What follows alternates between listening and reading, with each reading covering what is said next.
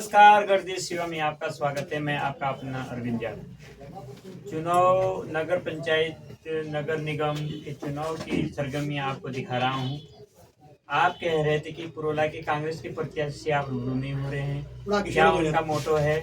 आपने अभी तक दिखाया नहीं। हमारे साथ अभी कांग्रेस के जो प्रत्याशी हैं मेरे सामने बैठे हैं।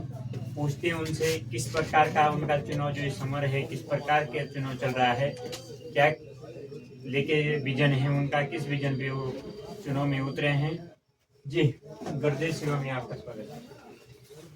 मैं आपके चैनल गर्देश सेवा चैनल के सभी व्यूज़ को नमस्कार करता हूं और आज आपके चैनल के माध्यम से मुझे रूबरू होना पड़ा।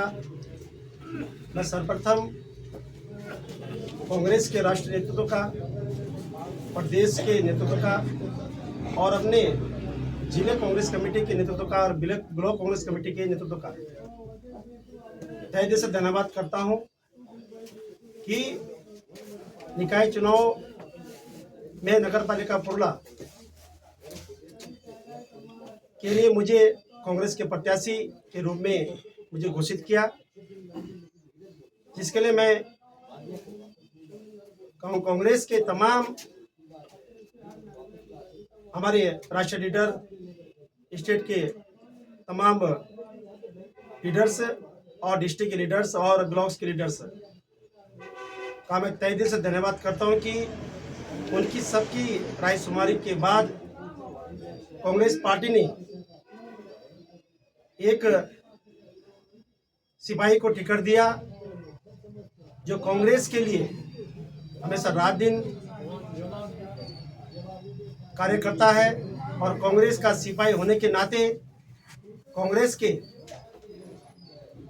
द्वारा मुझे जो प्रत्याशी घोषित किया गया, मैं तहे दिल से आज नगर पालिका परिषद के समस्त जनता की ओर से और अपनी ओर से और आपके चैनल के माध्यम की ओर से धन्यवाद करना चाहता हूँ पार्टी का कि आपने मुझे जो प्रत्याशी बनाया, उसके लिए मैं पुनः एक बार आपका तहे दिल से धन्यवाद करता हूँ। आशीर्वाद और जो विश्वास और सहयोग हमें मिल रहा है, और आपने देखा होगा या सुना होगा नगर पालिका पुरला में कि आज कांग्रेस इतनी मजबूती के साथ खड़ी है कि आप सब लोग आपके चैनल के माध्यम से हम लोग सुन रहे हैं कि कांग्रेस पुरला में बहुत मजबूती के साथ आगे बढ़ रही है। आप कह रहे हैं कि कांग्रेस मजबूती से आगे बढ़ रही है। एक दो वार्ड में आरोप लगाया जा रहा है कि कांग्रेस उसमें सेंध नहीं मार पाएगी, वो हमारा गढ़ है। विपक्षी कह रहे हैं, क्या कहना चाहोगे? विपक्ष का कहना आप लोग भी जानते हैं और सब लोग जानते हैं कि विपक्ष का सेंध उस वार्ड में किस प्रकार से है।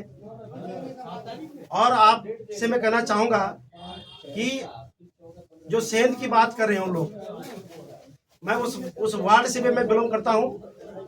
मैं उस वार्ड का भी निवासी हूं जिस वार्ड की वो बात कर रहे हैं कि हमारे उस वार्ड में अच्छी पकड़ है। मैं आपके चैनल के माध्यम से आपसे कहना चाहता हूं कि आप घर घर जा करके आप सर्वे कर लीजिएगा कि वहां पे किसकी सेंध है, कांग्रेस की है कि भाजपा की है। और ये पार्टियां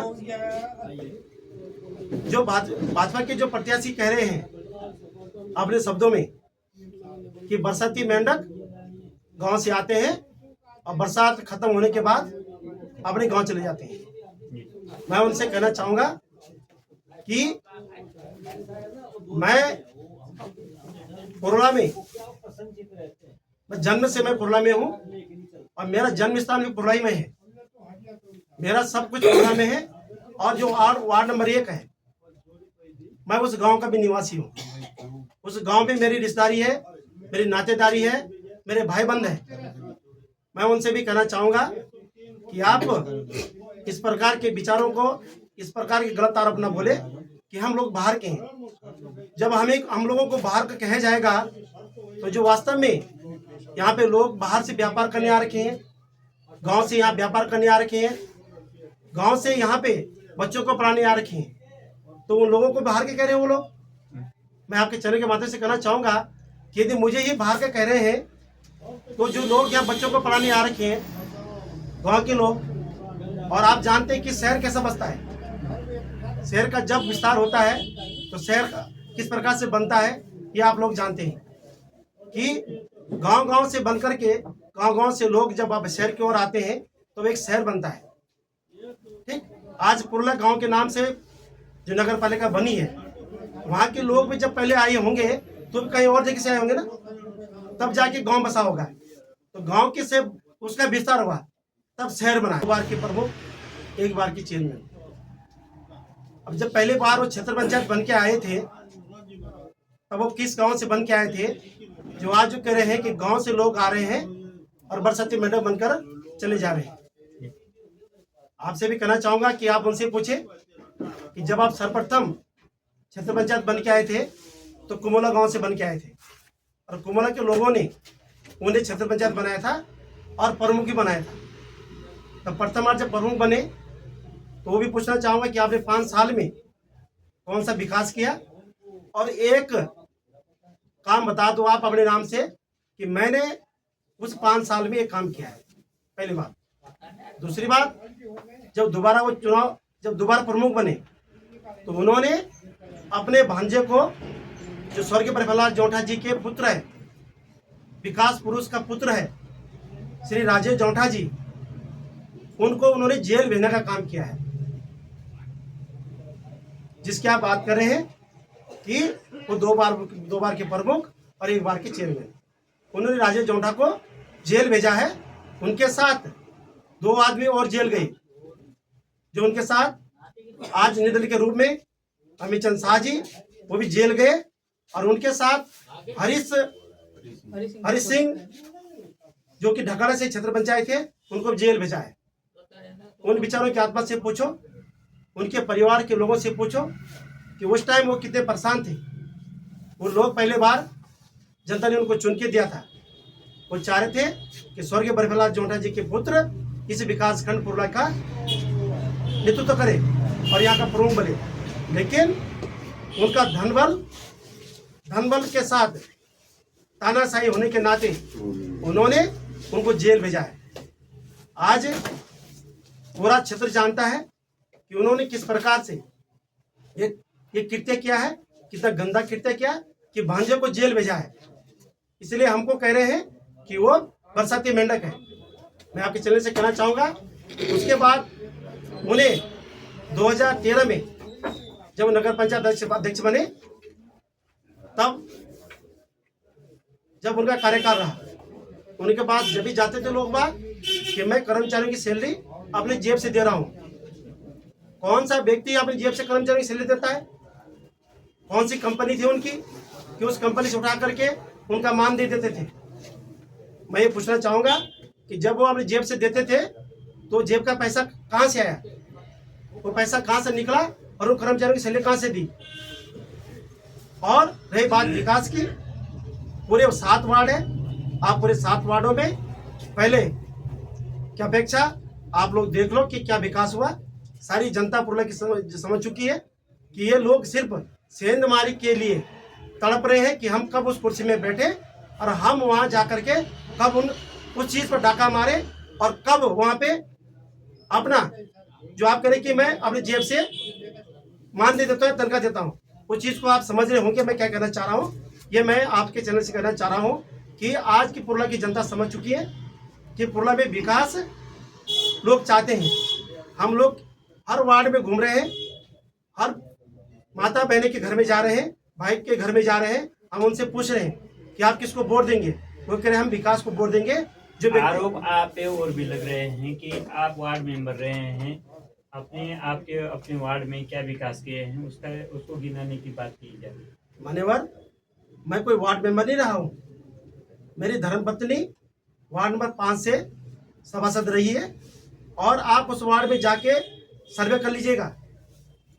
2013 से और 2018 के बीच उस वार्ड में क्या काम था वो आप देख लीजिएगा, पूछ लेगा वहाँ के जनमानस से।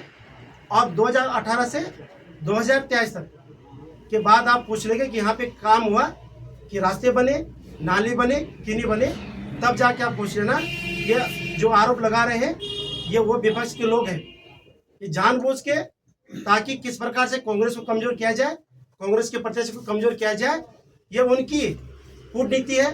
वो जानते कि कूटनीति से किस प्रकार से उन्हें यहाँ से भगाया जाए और उनको किस प्रकार से हराया जाए, इस प्रकार से वो हम पे आरोप लगा रहे हैं। आप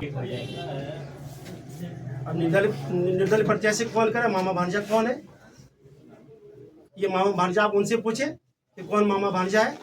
मैं तो किसी का ना मामा ना भांजा, पर रिश्तेदार है।